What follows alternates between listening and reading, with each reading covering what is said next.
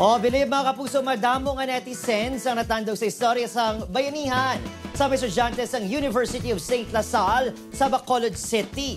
Ini matapos nag-amot sila tubtob makatipon sang 50,000 pesos. Para ini sa pagpa-enroll sa ilang classmate nga si Samantha Franz Arcilia nga bangod sa kapigadohon, nagaduha-duhan na nga mapadayon ang pag-eskwela. Graduating na sila sa kurso nga AB Psychology kag si Samantha, isa sa mga ginanantaw nga makakuha sang Latin Honors. Hindi lahog-lahog ang inagyan sini samtang naga-eskwela. Nagabaligya sang pamahaw sa eskwelahan, naga-part-time bilang online tutor kag iban pa. Inspirasyon kuno sini ang Iloy nga apisar nagtaliwan na nahibaluan niya nga proud gid sa iya. Good job sa inyo tanan.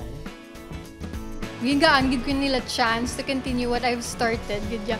So ako ma-promise na gid ya, I will do my best. I-show man bilang nga worth it ang ila balang nga pag-support sa akon.